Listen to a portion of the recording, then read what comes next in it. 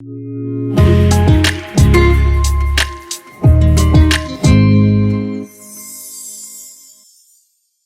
à l'équipe. Vous pouvez vous asseoir certainement. Alors, bienvenue à tous, à ceux qui sont ici en présentiel et ceux qui nous écoutent en ligne. Alors, salutations à vous qui nous écoutez un peu partout dans la francophonie. Eh bien, comme on vous l'a annoncé il y a quelques jours, quelques semaines, on pense ajouter un autre service de célébration le dimanche matin. Alors, on a besoin pour ça de vraiment, on est tout en train de s'organiser, on est en train de voir toutes les ressources. On aimerait offrir vraiment 2 services de célébration avec les mêmes services, les mêmes ministères pour les 2. Donc, on a besoin vraiment d'aide. On a besoin de plusieurs bénévoles. Alors, on aimerait vous encourager de pouvoir, si vous êtes disponible, à venir donner un coup de main. Il y a toute la question de la zone enfant, besoin d'aide là, à ce niveau-là. Alors, vous n'avez pas besoin d'être un expert, le matériel est déjà préparé et vous pouvez même être aide. Alors, on va prendre votre aide, c'est le cas de le dire. On a toute une équipe, on a besoin de plusieurs personnes. On a besoin également aussi de l'aide pour la Sainte-Seine, préparer les éléments le dimanche. Comme vous voyez ce matin, on va prendre la Sainte-Seine. On prend la Sainte-Seine une fois par mois, donc ce n'est pas un gros engagement. Et alors, si jamais vous êtes disponible, ce serait vraiment apprécié que vous puissiez donner un coup de main à ce niveau-là. Une autre chose aussi, on veut vous annoncer, c'est qu'on va commencer prochainement une banque alimentaire. Vous savez qu'il y a des gens ici dans l'Église qui aident différents organismes au niveau des repas et tout ça. Ils aident dans la communauté. Mais on était rendu à la place où on sentait vraiment le besoin de commencer une banque, notre propre banque alimentaire. Alors, on est en train de faire une demande auprès de Moisson Outaouais pour de la nourriture et tout ça. On est en train de s'organiser. Notre frère Dominique King va être responsable de ça. Alors, si vous voulez faire des dons pour ça, dons désignés, alors, c'est Sentier Aide. Faites pas votre paiement ou votre chèque si vous faites un chèque au nom de l'Église de Sentier Aide. Vous faites un chèque au nom de l'Église Le Sentier. Mais sur l'enveloppe, juste écrire pour Sentier Aide et les gens vont comprendre. Eh bien, c'est une grosse journée demain. Ouais, les élections. Alors, on va justement se courber et demander au Seigneur de bénir notre temps ensemble dans sa parole, mais aussi vraiment que le Seigneur puisse guider dans toute cette décision au pays sur le choix du gouvernement. Prions. Tout d'abord, Seigneur, nous voulons te remercier de tout cœur pour tout ce que tu fais. Merci pour tous les ministères qui existent ici. Merci d'avoir mis à cœur à des pionniers d'implanter une église ici, sur Grébert. Et on veut te louer pour les années, des centaines, des milliers même de personnes qui sont venues à toi à travers le ministère de cette église. Et on veut te remercier pour ton Esprit Saint qui nous accompagne. On n'est pas seul, tu es avec nous. C'est ton œuvre, c'est toi qui bâtis ton Église. Alors merci, Seigneur. Eh bien, comme nous voulons te prier pour toutes les équipes ici qui servent, je pense à toute l'équipe à l'audiovisuel, partout, la zone enfant. On te prie que tu puisses susciter des frères et des sœurs au sein de l'Assemblée qui pourront prêter main forte pour ce beau ministère, auprès des enfants, la Sainte-Seine, tout ce beau travail. Nous voulons te prier également pour le gouvernement. Nous sommes rassurés de savoir que tu es souverain, c'est toi qui contrôles tout.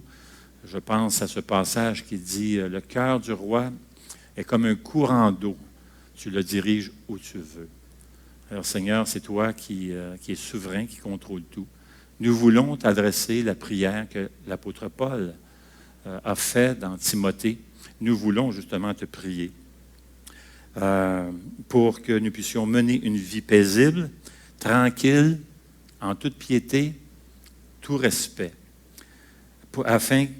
Et ça, c'est agréable pour toi, Seigneur, afin que nous puissions avoir la liberté, continuer à avoir la liberté de pouvoir propager le beau message de l'Évangile dans notre pays. Merci, Seigneur. Quand on pense à plusieurs pays très hostiles à l'endroit de l'Évangile, mais ici, Seigneur, nous avons cette liberté de pouvoir implanter des églises, répandre ton saint nom. Alors, nous te prions que, quel que soit le gouvernement demain qui gagnera les élections, que tu puisses permettre que ton évangile puisse briller, continuer à se répandre et à rayonner à travers tout notre pays. Au nom de Jésus, nous te prions. Amen. Une mère conduisait sa petite fille de 4 ans. Elle était assise dans sa voiture. Alors, elle allait porter sa petite fille de 4 ans à la prématernelle. Et ça donnait qu'elle était médecin, docteur, donc elle avait son stéthoscope juste à côté d'elle, sur le siège avant. Et là, tout d'un coup, elle observe que sa petite fille prend le stéthoscope et commence à le manipuler, à travailler avec, à le regarder, à l'étudier, tout ça. Ah, la mère était tellement contente. Elle s'est dit, « Ah, bon sang, se pourrait-il que ma fille suive mes traces et devienne un médecin à son tour? » Elle était toute contente, toute excitée. Est-ce que ça se peut que plus tard, elle fasse comme moi et devienne un docteur? Et là, elle regarde la petite fille et la petite fille commence à parler dans le stéthoscope. « Bienvenue au McDonald's. Puis-je prendre votre commande, s'il vous plaît? » Pas pareil. Grandir, vieillir, grandir. Hein? Eh bien, on s'est probablement tous posé la question un jour ou l'autre, qu'est-ce qu'on ferait plus tard? D'ailleurs, ça me fait penser à ce petit garçon qui demande à son papa, « Papa, qu'est-ce que tu vas faire plus tard? » Eh bien, c'est bon de se poser la question et de s'arrêter, réfléchir. Et où j'en suis dans ma croissance? Et là, je ne parle pas vraiment de la croissance physique, évidemment, mais je parle de la croissance qui est beaucoup plus importante, cette croissance spirituelle dont parlent les Écritures. Alors, ce matin, c'est ça qu'on veut faire. C'est une saison importante pour notre Église. On est en train d'amorcer l'automne. C'est une nouvelle saison. Tous les ministères recommencent. On a le vent dans les voiles, plein d'enseignements, des cours qui commencent, autant la zone enfant, la jeunesse, les femmes, les hommes, beaucoup de ministères ici. Alors, c'est un temps très approprié pour commencer, pour réfléchir sur notre croissance spirituelle, notre croissance personnelle. Alors, c'est ce qu'on veut regarder ce matin, quelques facteurs sur la croissance spirituelle. On a commencé une série qui s'appelle « Ensemble ».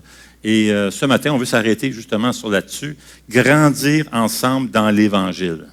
Moi, je me rappelle quand j'étais jeune, ma mère me demandait de faire certaines choses à la maison, puis des fois, je lançais la serviette pas mal vite. Là. Et ma mère, puis je disais, tu sais, « Maman, je ne suis pas capable. Je ne suis pas capable, maman. » Et là, ma mère, de me dire, « Normand, pas capable n'est pas dans le dictionnaire. » Elle me disait ça souvent. Bon, j'ai réalisé en vieillissant un petit peu que ce n'était pas tout à fait vrai, mais j'ai compris qu'elle voulait m'encourager à faire un peu plus d'efforts. Mais moi, je peux vous dire, sans l'ombre d'un doute, que pas capable n'existe pas dans le dictionnaire du ciel. Amen? On est capable de grandir sur le plan spirituel, tout à fait. En Jésus, la croissance spirituelle est possible car on reçoit une nouvelle nature.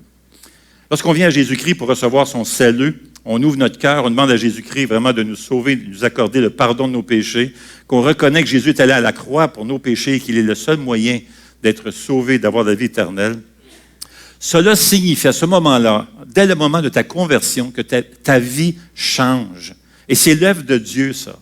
Lorsqu'on soit Jésus-Christ, lorsqu'on est de nouveau, lorsqu'on entre dans le royaume de Dieu, un changement s'opère et se produit dans notre nature fondamentale. On est totalement différent. En fait, le changement qui s'est produit lorsqu'on a été sauvé est plus spectaculaire que celui qui va se produire à ta mort. Car ta nouvelle nature a déjà été créée. Le nouveau toi a déjà été créé. Tu es déjà prêt pour le ciel. Tu es déjà un citoyen du royaume de Dieu. La mort ne fait que libérer cette nouvelle nature pour qu'elle entre dans la présence de Dieu. Le plus grand changement, donc, a déjà eu lieu lorsque tu as été sauvé et tu as passé par l'expérience de la nouvelle naissance. C'est ce que dit 2 Corinthiens 5, 17, qui dit ceci. « Si quelqu'un est en Jésus-Christ, il est une nouvelle création. Les choses anciennes sont passées, toutes choses sont devenues nouvelles. » D'ailleurs, c'est vraiment impressionnant de constater à quel point tout est nouveau chez le chrétien. Lorsqu'on parcourt les lettres de l'apôtre Paul, on remarque qu'il parle d'une nouvelle volonté, un nouvel esprit, un nouveau cœur, une nouvelle puissance, une nouvelle connaissance, une nouvelle sagesse, une nouvelle perception, une nouvelle compréhension, une nouvelle vie, un nouvel héritage, une nouvelle relation, une nouvelle justice, un nouvel amour, un nouveau désir et une nouvelle citoyenneté. En fait, pour résumer, la Bible, pour emprunter une expression, elle dit « une vie nouvelle ». La Bible, d'ailleurs, parle de cette nouvelle identité qu'on reçoit lorsqu'on vient au Seigneur Jésus. Nous avons reçu une nouvelle identité. Par exemple, grâce à Jésus et son sacrifice sur la croix, la Bible déclare maintenant que nous avons été pardonnés de tous nos péchés, réconciliés avec Dieu. Nous sommes déclarés saints devant Dieu. Il y a des gens qui pensent que les saints, c'est ceux qui sont morts. Non. Paul, lorsqu'il écrit à des chrétiens, il les appelle des saints. Tu es saint. Dis-le à ton mari, là. Je suis saint. Hein? Rappelle-toi-en, là. Nous sommes saints devant Dieu, adoptés dans la famille de Dieu, bénis de Dieu, doués par Dieu pour le servir, victorieux. Nous sommes glorifiés même. Et un gros mot important à apprendre lorsqu'on devient chrétien, sanctifié. Sanctifié fait justement allusion à cette croissance du chrétien, qu'il grandit dans le Seigneur. Il devient de plus en plus comme le caractère de Jésus. Et ça, c'est notre prière. Alors, tu es déclaré sanctifié, donc, c'est ce que tu es devant Dieu, c'est ta position devant Dieu. Donc, maintenant, sanctifie-toi. Marche comme une personne qui est sanctifiée. Grandis dans le Seigneur. Maintenant, pourquoi la sanctification est importante pour le croyant? Pourquoi c'est si important de grandir dans le Seigneur?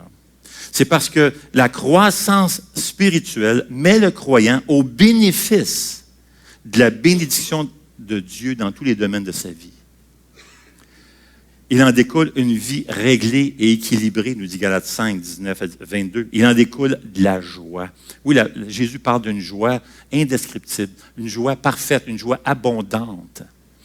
Et c'est ce que nous dit Jean 15, 10 et 11 et Psaume 1 et 2. Il en découle la paix, la tranquillité, le repos, la sécurité. C'est ce que nous disent Matthieu 11, 29, Philippiens 4, 6 à 9 et Proverbes 29, 25. Il en découle une vie fructueuse qui apporte la satisfaction. Jean 10, 10, Josué 1, 8, Psaume 1, 3. Il en découle le discernement spirituel et la maturité de jugement, nous dit Hébreux 5, 14, 1 Corinthiens 14, 20. Il en découle la constitution d'un trésor dans le ciel, nous dit Matthieu 6. Imaginez tout ce que vous allez faire, tout ce que vous faites pour Dieu, quelles que soient toutes ces décisions en secret que personne ne connaît, que tu as fait au bureau pour avoir une meilleure attitude envers quelqu'un qui t'a confronté, qui a été injuste au bureau envers toi. Toutes ces décisions que tu prends pour honorer Dieu, que ce soit dans ton mariage, que ce soit en éduquant tes enfants, par la façon dont tu vas prendre position devant des décisions que tu vas prendre, la façon que tu penses, que tu décides, tu prends des décisions en cherchant à glorifier Dieu. Tout ça, tu es en train de ramasser des récompenses et un trésor dans le ciel, nous dit Jésus-Christ. En plus, le croyant glorifie son Père en manifestant les fruits. Jean 15, 8 et 9 et Colossiens 1, 10. Alors, on est donc capable de grandir dans le Seigneur. Et il y a des avantages à ce souci de notre croissance spirituelle, de grandir dans le Seigneur. Mais c'est quoi la sanctification? Eh bien, la sanctification, c'est une marche de progrès en progrès. Avancer dans notre foi, grandir dans notre foi et chercher à ressembler davantage à Jésus. C'est ce que nous dit 1 Thessaloniciens 4, verset 1. Il dit, « Maintenant donc, frères et sœurs, vous avez appris de nous comment vous devez vous conduire et plaire à Dieu. » Et c'est ce que vous faites. De même, nous vous le demandons et nous vous y encourageons dans le Seigneur Jésus, progressez encore. Alors, quel que soit l'endroit où tu es rendu dans ta vie chrétienne, que tu viennes de te convertir cette semaine, que tu t'es converti il y a 1 an, que tu t'es converti il y a 5 ans, 10 ans, 20 ans, 30 ans, progresse encore. Il y a du chemin à faire. Un autre passage important aussi dans 2 Pierre 3, 18 qu'on a à l'écran. Grandissez dans la grâce et dans la connaissance de notre Seigneur Jésus. À lui soit la gloire maintenant et pour l'éternité. Maintenant, comment on arrive là? Comment on fait ça? Eh bien, un passage important pour nous qui va nous aider, c'est 1 Pierre chapitre 2. Alors, j'aimerais vous inviter à tourner dans 1 Pierre chapitre 2, si vous avez votre Bible avec vous. Et on va lire les 3 premiers versets.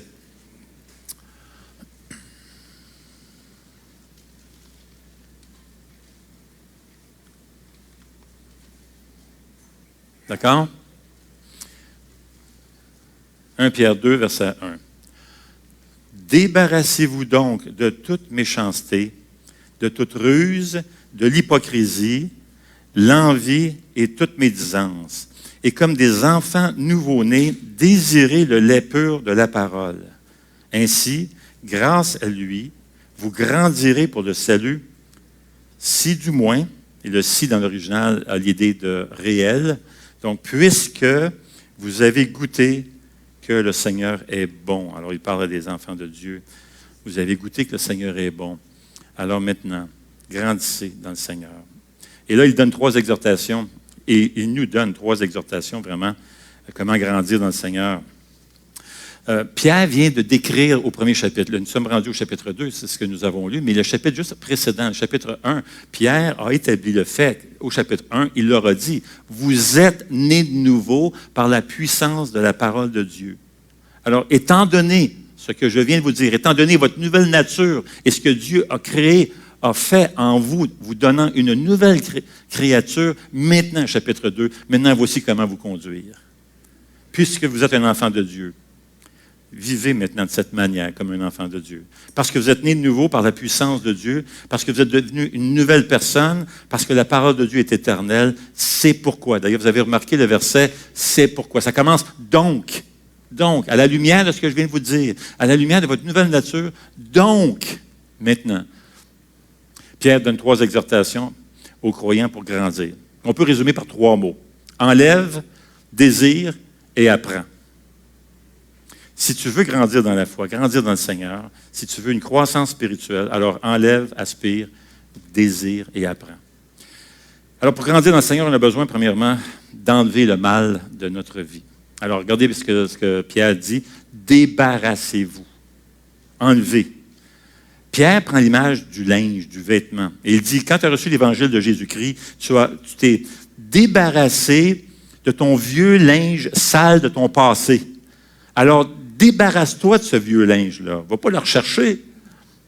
Dans son commentaire sur 1 Pierre, Edmund Clown raconte que c'est vraiment un fait intéressant. Apparemment, quelques années après la naissance de l'Église, il y a certains chrétiens, lorsqu'ils allaient se faire baptiser, enlevaient leur linge, allaient se faire baptiser et en sortant, enfilaient de nouveaux vêtements. Et c'est vraiment une belle image de la nouvelle naissance. Se débarrasser désigne donc l'image d'un vêtement qu'on enlève et pour en mettre un autre. On se débarrasse de notre vieux linge qui fait référence au péché, à notre ancienne vie, et on revêt vraiment un nouveau linge qui est pur, qui est sans tache. Maintenant, c'est la même image que Paul va prendre dans Éphésiens chapitre 4, verset 22. Il dit, on vous a enseigné à vous débarrasser. Vous voyez ce mot-là, débarrasser, on enlève le linge. On vous a enseigné à vous débarrasser du vieil homme qui correspond à notre ancienne manière de vivre et se détruit sous l'effet de ses désirs trompeurs et vous laisser renouveler par l'Esprit dans votre intelligence et à vous revêtir de l'homme nouveau. Alors, comment tu es habillé ce matin? As-tu mis ton vêtement de l'homme nouveau? As-tu mis ton vêtement de la femme nouvelle en Jésus? Revêt-toi de l'homme nouveau, créé selon Dieu dans la justice et la sainteté que produit la vérité. Vous êtes une nouvelle personne en Jésus-Christ. Mais là, tu vas te dire, ouais, mais Normand, je suis une nouvelle personne en Jésus, mais bon sang, je lutte, j'ai de la misère, j'ai des difficultés, je n'arrive pas à avoir de la victoire, j'ai des combats personnels. Mais ça, c'est tout à fait normal. D'ailleurs, Paul va même en parler. C'est parce que ton nouveau toi se trouve dans un vieux manteau, et ce manteau, c'est ta chair, c'est la chair, dit Paul. Romains 7,16, Paul dit ceci, et Paul lui-même luttait. Il disait, « Or, si je fais ce que je ne veux pas, je reconnais par là que la loi est bonne. En réalité, ce n'est pas les plus moi qui agis ainsi, mais le péché qui habite en moi. En effet, je ne fais pas le bien que je veux. » Hey, as-tu déjà eu ce sentiment-là? De ne pas faire le bien, tu aimerais faire le bien, puis finalement tu fais le mal. Paul comprenait ça. Je ne fais pas le bien que je veux, mais je fais au contraire le mal que je ne veux pas. Or, si je fais ce que je ne veux pas, ce n'est plus moi qui le fais, mais le péché qui habite en moi. Paul était très conscient de cette lutte qui se passe à l'intérieur de nous, c'est la lutte contre la chair. Alors, comment faire pour gagner le combat? Bien, heureusement, Paul n'arrête pas là sur ce message décourageant, mais il va continuer au chapitre 8 et il parle de la victoire qui est maintenant possible avec le Saint-Esprit qui est avec nous, par la puissance du Saint-Esprit. Donc, Par la puissance du Saint-Esprit, on peut avoir la victoire sur le péché, sur nos combats. Donc, par la foi, avec obéissance, par la puissance du Saint-Esprit, débarrassons-nous du vieux manteau et enfilons le nouveau. Marchons selon notre nouvelle nature, cette nature que nous avons reçue lors de notre conversion. Alors, qu'est-ce qu'on doit enlever?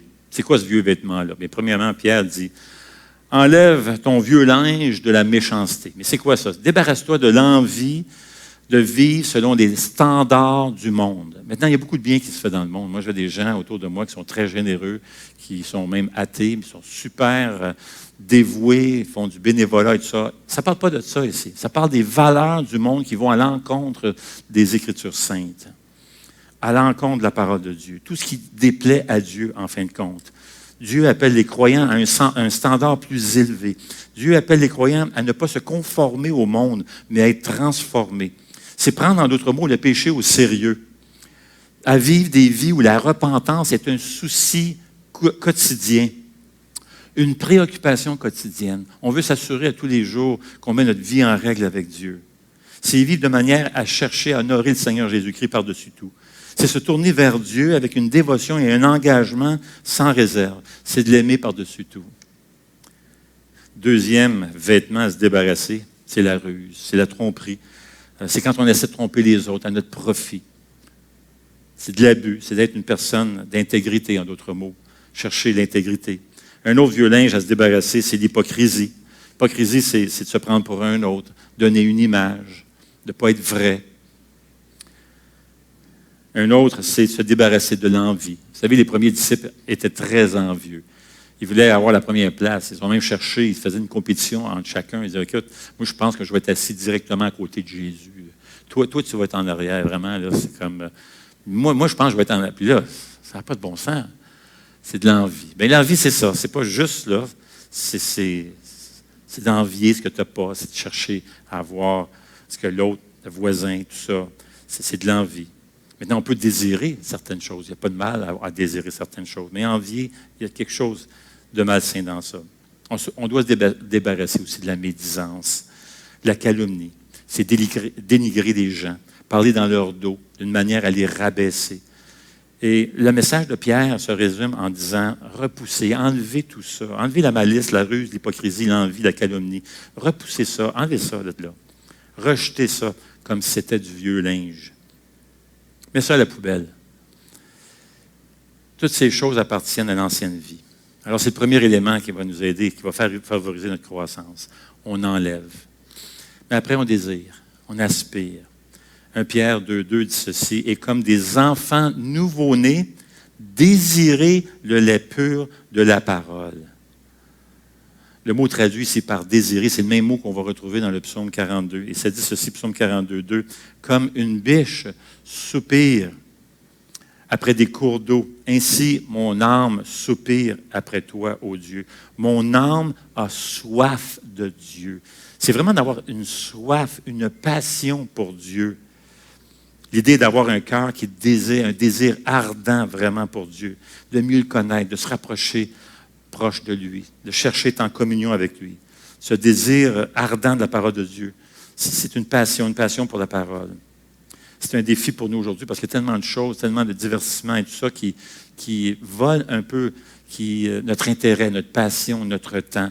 Mais aspirons plus que toute autre chose, la présence du Seigneur. Aspirons à sa parole et faisons tout notre possible pour apprendre à mieux le connaître à travers sa parole.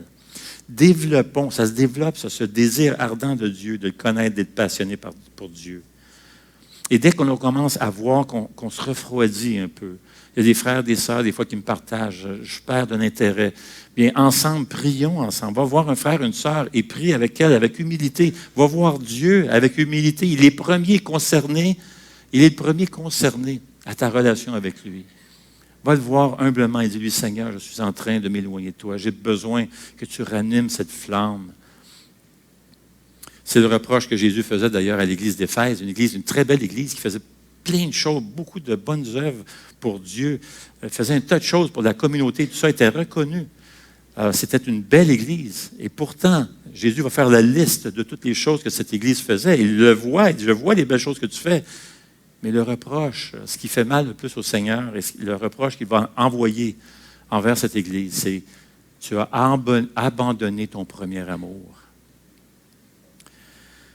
Maintenant, c'est l'image que Pierre va se servir du nouveau-né, un petit bébé qui désire le lait de sa mère. Il a un besoin puissant, instinctif de ce lait.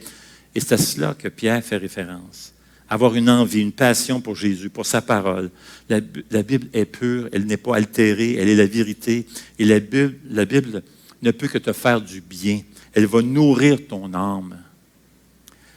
Alors, on grandit dans le Seigneur quand on enlève, quand on aspire et quand on apprend.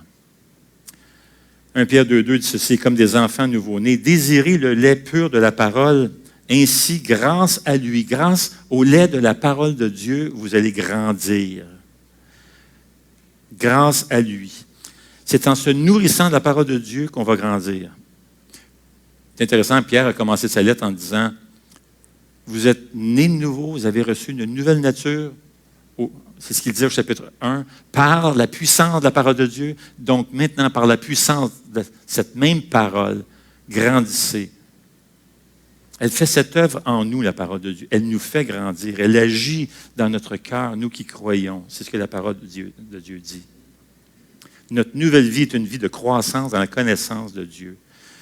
Et c'est ce qui va se produire en nous. Nous allons voir Dieu de plus en plus comme le plus grand, le plus élevé, le plus excellent des trésors du monde. À mesure que tu t'exposes aux Écritures saintes, il y a cet amour, cette passion qui va grandir en toi. Tu vas être de plus en plus ébloui par la beauté et la grandeur de Dieu. Et plus on se plonge dans les Écritures saintes, plus on découvre à quel point le Seigneur est bon. C'était d'ailleurs la prière de l'apôtre Paul, que l'on puisse saisir la grandeur infinie de l'amour de Dieu. Paul dit dans Éphésiens 3, il dit, à cause de cela, je fléchis les genoux devant le Père. Il prie. Verset 16 dit, afin qu'il vous donne, selon sa richesse de sa gloire, d'être puissamment fortifié par son esprit dans l'homme intérieur, en sorte que Christ habite dans vos cœurs par la foi, afin qu'étant enraciné et fondé dans l'amour, vous puissiez comprendre, regardez sa prière, afin que vous puissiez comprendre avec tous les saints quelle est la largeur, la longueur, la profondeur et la hauteur et connaître l'amour de Christ. Imaginez. Qui surpasse toute connaissance, en sorte que vous soyez remplis jusqu'à toute la plénitude de Dieu. Or, à celui qui peut faire, par la puissance qui agit en nous, infiniment au-delà de tout ce que nous demandons ou pensons, à lui soit la gloire, dans l'Église et en Jésus-Christ, dans toutes les générations au siècle des siècles. Voyez-vous, l'apôtre Paul prie afin que les enfants de Dieu, les chrétiens, et ça c'est une bonne prière pour chacun d'entre nous, que nous puissions apprendre à découvrir à travers la parole de Dieu la grandeur, la largeur, la profondeur, l'infinie grandeur de l'amour de Dieu. Parce que plus que tu aimes Dieu, c'est ça, plus que tu aimes Dieu, plus que tu vas vouloir lui plaire. Pas vrai? Absolument. Verset 3 dit ceci. Si du moins vous avez goûté que le Seigneur est bon. Et c'est ça qui arrive. On goûte que le Seigneur est bon. Plus que tu te découvres. Quand tu tombes en amour avec quelqu'un, qu'est-ce que tu fais? Tu fais bien des affaires que tu ne faisais pas avant. Là. Honnêtement, là. Moi, j'étais une personne qui n'aimait pas prendre des marches. Je n'aimais pas ça, prendre des marches. Perte de temps. C'est quoi cette affaire-là? Mais ma femme, je l'aime. Alors, on allait dans le sud. Elle dit, on va te prendre une marche. Là, c'est comme des enfants. Tout le monde se retourne d'abord, fait semblant qu'on ne l'a pas entendu. Parce que il faut savoir que ma femme prendre une marche, c'est pas 1 heure. C'est pas 2 heures. C'est bien, bien, bien long. Alors, on était sur le bord de la mer. Et un jour, elle me dit, tiens, tu veux prendre une marche avec moi? OK. Je vais prendre une marche avec elle. Puis là, je me suis dit dans ma tête, je vais l'avoir. Elle va se tanner, puis elle va me dire, on revient-tu? Bien, après 2h30, je pense, à marcher sur le sable, à je ne sais pas combien, peut-être 40 degrés, mes pieds étaient rouges, ça brûlait, c'était rouge comme un homard en vacances. Rouge, j'étais plus capable. Non, j'ai dit, écoute, chérie, il faut retourner. Vois-tu tout ce qu'on est prêt à faire pour quelqu'un qu'on aime? Hein? Ça serait le fun d'entendre vos histoires. Qu'est-ce que vous faites parce que vous aimez votre conjoint? Ah, bon sang, j'aimerais tellement ça. On n'aura pas le temps, malheureusement. Mais... Vois-tu, c'est pas comme une religion où tu as une liste de choses à faire. Bon, tu dois faire ça. Tu es chrétien, tu dois faire ça, là. Tu dois. Non, non, non. Si tu te sens comme ça, le problème n'est pas là. Expose-toi aux Écritures. Tout est une question d'amour. De passer encore découvert la beauté, la grandeur de l'amour de Dieu pour toi. Parce qu'à mesure que tu découvres la bonté, l'amour de Dieu, tu vas vouloir lui plaire et l'honorer. C'est pour ça que Pierre va dire, vous avez goûté que le Seigneur est bon. Le Seigneur est bon. C'est vraiment intéressant parce que dans l'Ancien Testament, il y a un passage dans le Psaume 34 qui dit ceci. Goûtez et voyez combien le Seigneur est bon. Alors, c'est une invitation dans le psaume à goûter. Pierre, des centaines d'années plus tard, lui a goûté et il dit, il est bon, il est excellent, succulent. Goûte au Seigneur, il est bon. Amen. Amen. Alors, mes chers amis, ne nous limitons pas à grignoter du bout des lèvres, mais savourons pleinement le Seigneur Jésus. Seigneur notre Dieu, combien nous voulons te remercier de tout cœur pour qui tu es. Pas juste pour qu'est-ce que tu fais pour nous, tu en as fait tellement, mais pour qui tu es. Ta grandeur, ta perfection même, ta bonté, cette sagesse qui est infinie, cet amour qui est grand, profond, parfait pour chacun d'entre nous. Seigneur, par l'aide de ton esprit, on veut enlever notre vieux linge sale de notre ancienne vie et on veut te glorifier, t'honorer et revêtir ce nouvel homme, cette nouvelle femme en Jésus pour te plaire, t'honorer. Au nom de Jésus. Amen.